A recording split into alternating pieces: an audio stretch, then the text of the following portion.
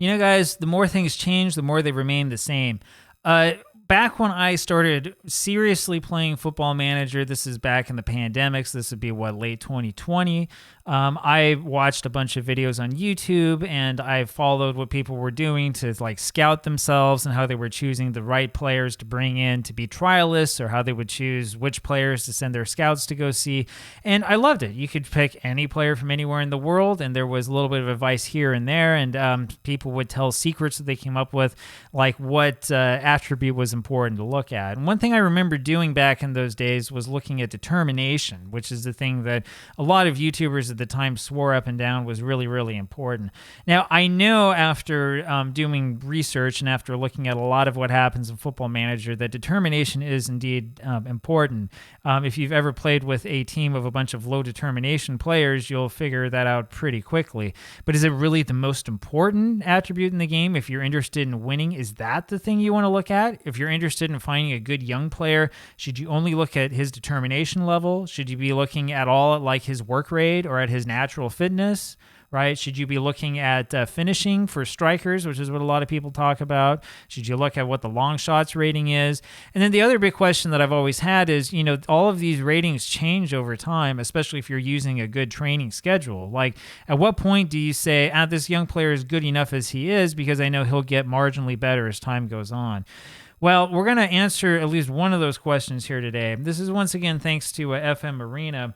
And those of you who are familiar with FM Arena have already seen this and probably already know what the answer is. It's the same thing that those of you who played this game for 20 plus years and have tested everything out also already know. Let's go back here. We're going to look at this. So just so you know where we're at, right? You go back to the home page here of FM Arena. This is over in the table section. Table section gives you all of the Hall of Fame tactics. There's all the tactical testing tables. Then it gives you all sorts of other stuff as well. We're looking at the player attributes testing table here because this is the most interesting thing. This is where the person who set up these tests have taken basically the same tactics, same type of team, and is only making uniform changes to the attributes of the players playing on the team. What we're looking at is to see if certain attributes are increased or decreased, what attribute ends up having the biggest impact on how the team plays. Now, there's a lot of problems here, of course, random number generation and stuff like that. Remember, those who've put this together are trying to hold everything as constant as possible, right? So that there's not in this iteration, a bunch of guys were injured. None of that stuff is going on here, right? All we're interested in knowing is when we look just at the attributes, what gives us success and what doesn't. And the other thing that's interesting is, does this change over time? We'll look over here first at FM21, which is very, very dear to my heart. And you can see here, here's what the default attributes look like. So everything held normal. This is after 456 matches played, and this is sort of what the overall number of points were, and so on and so forth. Now you decrease some things, like finishing is decreased a little bit. It doesn't really have a huge impact. Stamina is increased or decreased a little bit, doesn't have a huge impact. What we're interested in is what does have a big impact. And when you scroll all the way down here, there are two things that stand out as having a major impact if they're decreased. Number one is pace. If you decrease pace across the board by 3 points, we go from, 80 points in your 456 in your average season down to 63 points, right?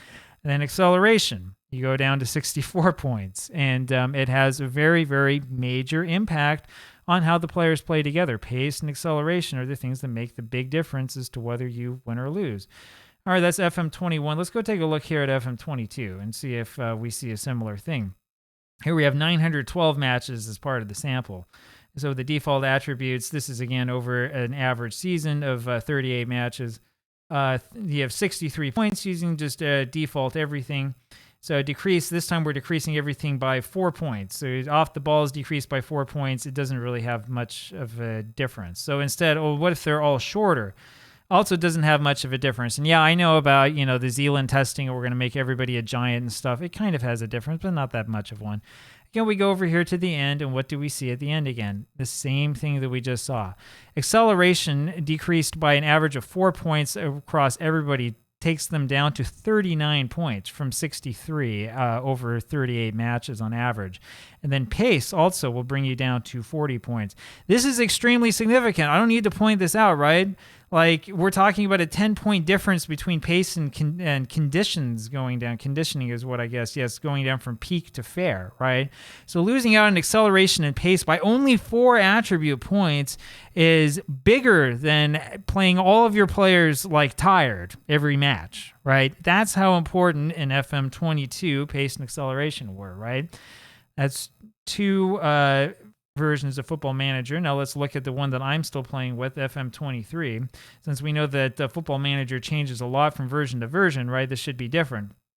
Default attributes is after our favorite number, 2,880 matches. On average, you're getting, 53 points. So again, it's kind of like a mid-level team, right? Positioning, technique, composure, teamwork, it doesn't really make that much of a difference. Note that teamwork doesn't make much of a difference, right? I should tell this to former me who was thinking, oh, but this guy looks like he's such a good team player. It doesn't mean anything.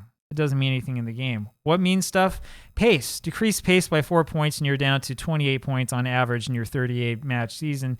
And acceleration, decrease that by 4 points, you're down to 33 points on average, right? Again, it is pace and acceleration. Those are the 2 big things that you need to have for success. And finally, we'll look at what we have so far from FM24, because I'm sure things are different, right? So here, this is a little bit different. The default attributes are here in the middle. You get 60 points on average after 2,400 matches. We've added 5 points to everybody. What makes the biggest difference? Pace and acceleration, right? All you do is just add 5 points to the pace of your players on average, and suddenly you've shot up to 81 points. You're winning the league, right? 5 points acceleration, also holding everything constant. It has just about the same effect. Interesting, right? Where was determination? Determination barely makes any sort of difference. You add 5 points to determination, you get 63 points on average over your 38-match season. And how do we know that's the case? Because that this is correct and that there's not something funny going on. Because guess what? If you remove 5 points for pace and did he do acceleration? Looks like we haven't done acceleration yet. But if you remove 5 points from pace, guess what? You go down to 29 points, right? That's the thing that's so interesting about Football Manager. Now, I can tell you that if you're wondering about this, if you're thinking, well, it must be because of the gegenpress tactics, it must be because of what you're doing, do a test for yourself, all right?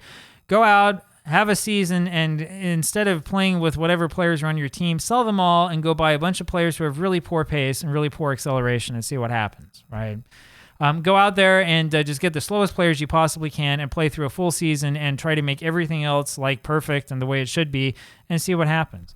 And then in contrast, go out there, grab a team with a real bad tactic that's on like very defending, that isn't going to score any goals, and give them 20 for pace and 20 for acceleration for every player and see what happens.